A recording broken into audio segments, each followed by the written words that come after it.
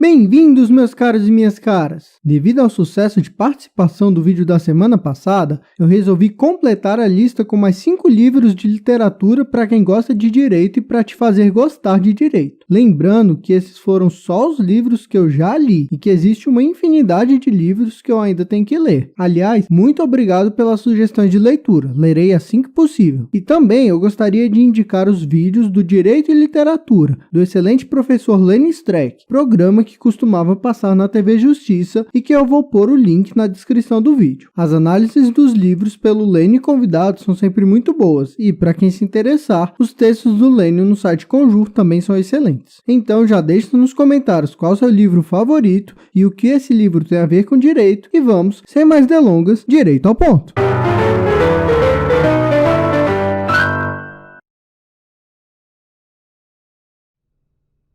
Na lista do vídeo passado não tinha nenhum livro nacional, mas nós vamos corrigir isso com estilo, trazendo uma obra daquele que pode ser considerado o maior escritor brasileiro de todos os tempos. Estamos falando, claro, de Machado de Assis. E eu poderia colocar tranquilamente Dom Casmurro nessa lista, que aborda vários temas jurídicos, inclusive sendo uma questão central do livro a inocência ou não de Capitu, e o quão enviesada é a narrativa do Bento Santiago. Mas eu acabei escolhendo para essa lista o livro O Alienista.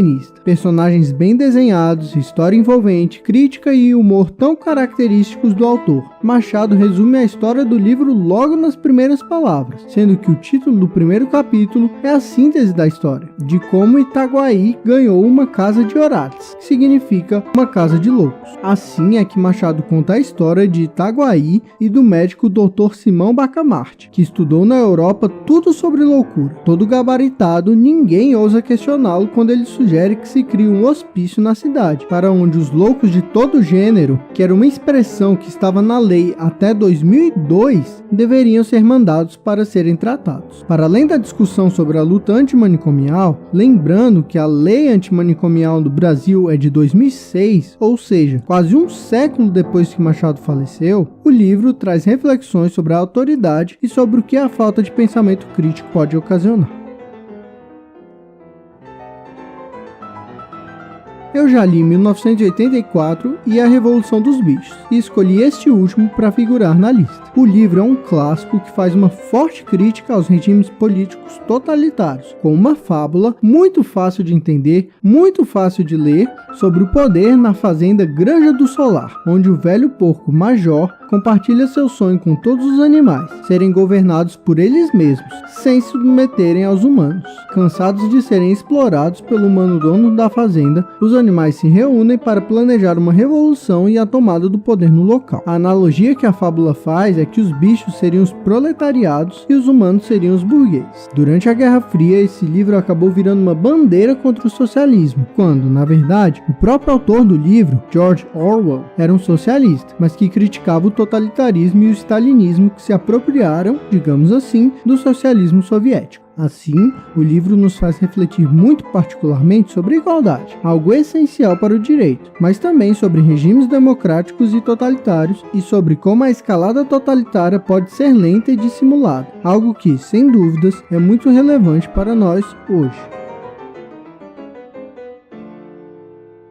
Em 1937, Getúlio Vargas deu um golpe de Estado. A justificativa foi justamente o Plano Cohen, uma conspiração elaborada pelos próprios militares brasileiros com a intenção de simular uma revolução comunista no Brasil. O plano foi falsamente atribuído à Internacional Comunista e usado como instrumento político para a implantação de um regime ditatorial contra-revolucionário, o Estado Novo. Em 1936, às vésperas do golpe, que seria o marco do Estado Novo de Vargas, Graciliano Ramos, autor de Memórias do Cárcere, é preso enquanto era funcionário público, sob a suspeita de promover o comunismo, prisão que ocorreu sem processo, sem acusação e sem provas, lembrando o livro do Kafka sobre o qual falamos no vídeo anterior. No livro de Graciliano Ramos, escrito 10 anos depois de ser solto, ele descreve sua experiência na prisão, relato que tem o gosto amargo de quem sofreu torturas e violações arbitrárias por conta de uma ditadura, e que é importante para entender o período histórico brasileiro e o que acontece quando há a falta de garantias de direitos e a arbitrariedade do Estado. O quarto livro desta lista é bem pesado e marcante. Estamos falando de Germinal, obra do autor realista Émile Zola, que conta a história de trabalhadores de uma mina de carvão na França pós-Revolução Industrial. O autor passou 2 meses trabalhando como mineiro na extração de carvão, vivendo como os mineiros, comeu e bebeu nas mesmas tavernas para se familiarizar com o meio, sentiu na pele o trabalho insano que era necessário para escavar o carvão, além do baixo salário e a fome. Esse livro já tem muitos anos que eu li e estou precisando reler, mas quem já leu essa obra e se impactou com sua crueza, vê de maneira diferente a importância dos direitos sociais, do direito ao trabalho digno, à saúde, à moradia e tantos outros, chamados direitos de segunda geração, assunto que veremos em outro vídeo. Mas, só para adiantar, são aqueles direitos prestados pelo Estado, diferentes dos direitos de primeira geração, que são os direitos civis e políticos, como a liberdade e a vida. Talvez o livro menos conhecido desta lista pelo público brasileiro, temos o conto A Pane, de Friedrich Dürrenmatt. O autor conta a história de um viajante que é obrigado a passar a noite num povoado por causa de um defeito no seu veículo. Ele fica hospedado na mansão de um juiz aposentado e recebe um banquete como jantar. Conversa vai, conversa vem, e ele acaba participando de um jogo, a encenação de um julgamento. A brincadeira toma proporções tão intensas que se confunde com a realidade e traz consequências desastrosas.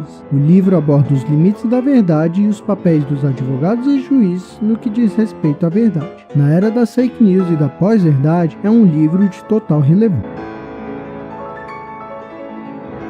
E aí, gostou da lista? Então já deixa o seu gostei, não se esqueça de se inscrever no canal se você ainda não é inscrito e até a próxima semana.